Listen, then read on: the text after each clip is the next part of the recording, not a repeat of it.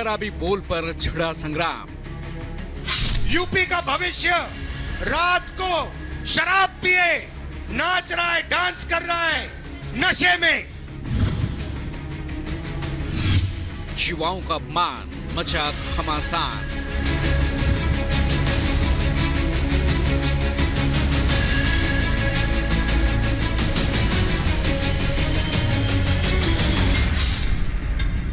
राहुल गांधी के मन में उत्तर प्रदेश के लिए कितना विष भरा है वो उनकी इस अभद्र टिप्पणी से व्यतीत होता है। बिगड़े बोल, राहुल का सेल्फ गोल। अब बताओ, मीडिया में कोई नहीं, सबसे बड़ी कंपनियों में कोई नहीं, कोर्ट्स में कोई नहीं, तो मौर्य जी तेरे आदमी है कहां? कहीं नहीं हो सर। 2024 लोकसभा चुनाव की रणभेरी बजने की वाली है। सभी पार्टियां अपनी अपनी जीत का दम भर रही हैं। कोई जनसभा तो कोई यात्रा के जरिए लोगों के बीच पहुंचकर वादे और दावे कर रहा है। कांग्रेस के युवराज राहुल गांधी भी इस समय यूपी में न्याय यात्रा निकाल रहे हैं। हालांकि उत्तर प्रदेश में अपनी यात्रा के बीच उन्होंने यूपी के युवाओं को ही नशेड़ी बता दिया। सुनिए राहुल ने क्या कहा।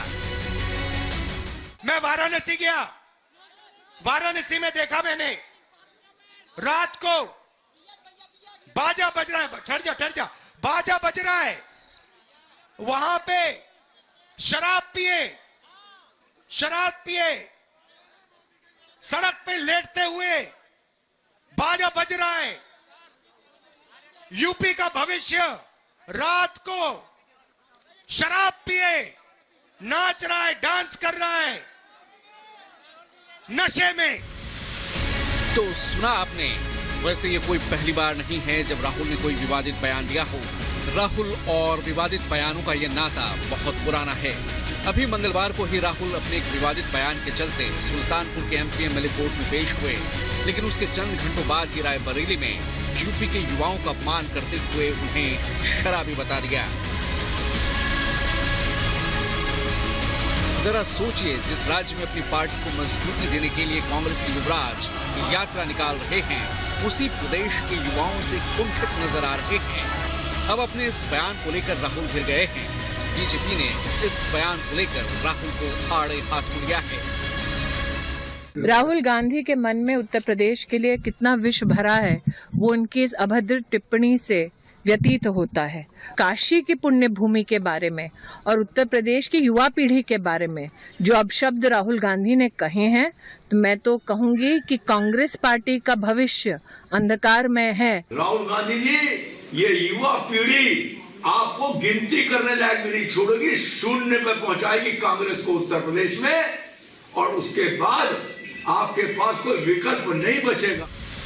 राहुल के इस विवादास्पद बयान के बाद साधु संत भी नाराज हैं। अयोध्या के संत महंत राजूदास ने कहा, राहुल को काशी और युवाओं का अपमान करने के लिए माफी मांगनी चाहिए।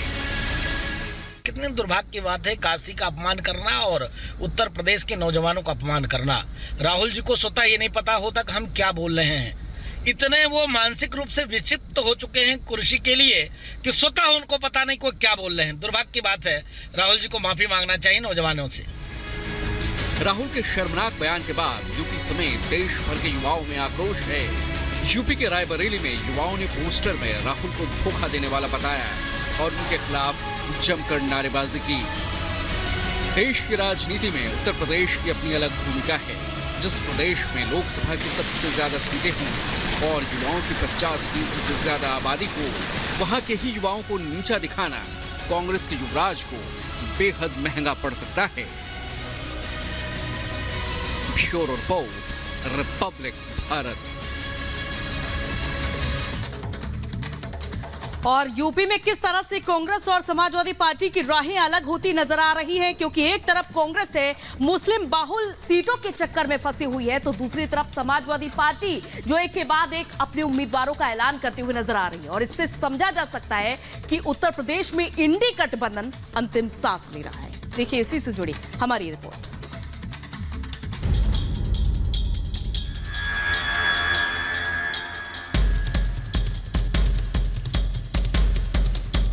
तो यार 2-3 सीटें यहाँ वहाँ हम चाहते हैं, वो नहीं चाहते हैं, ये सब बातचीत से ही तय होगा।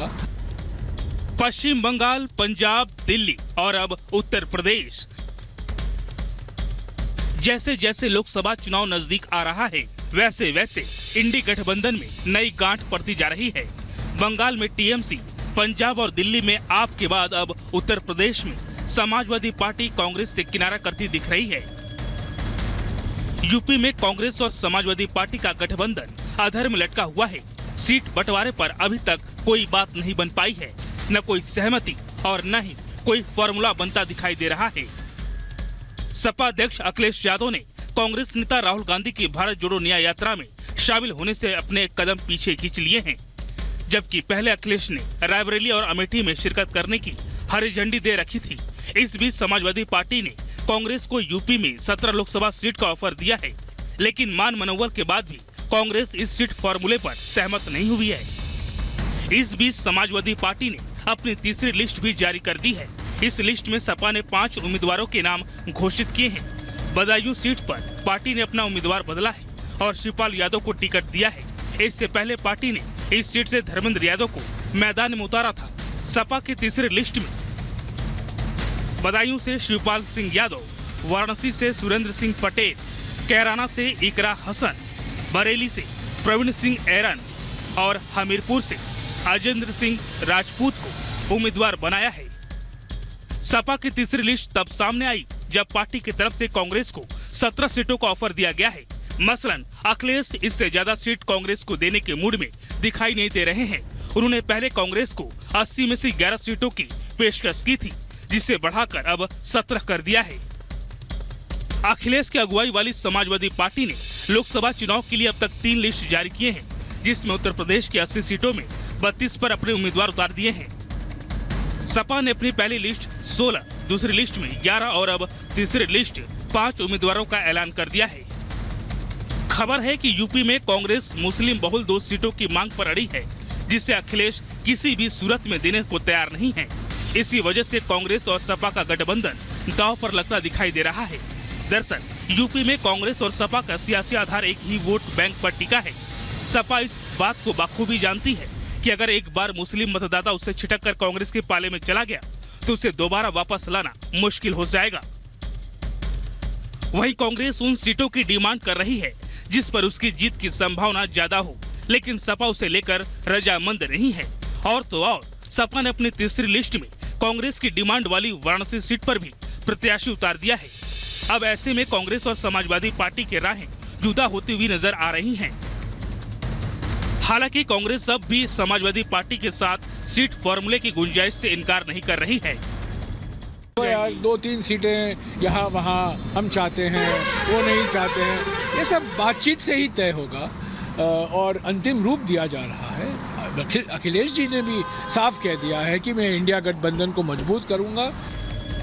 अब कांग्रेस भले ही कितना बचाव कर ले, लेकिन समाजवादी पार्टी जिस तरीके से एक तरफा उम्मीदवारों का ऐलान करती जा रही है, उससे उत्तर प्रदेश में भी इंडी गठबंधन का द एंड होता दिखाई दे रहा है।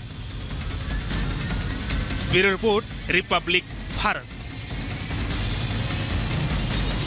तो एक तरफ समाजवादी पार्टी और कांग्रेस के बीच में सीट्स को लेकर तनातनी देखी जा रही है, तो दूसरी तरफ केंद्रीय गृह मंत्री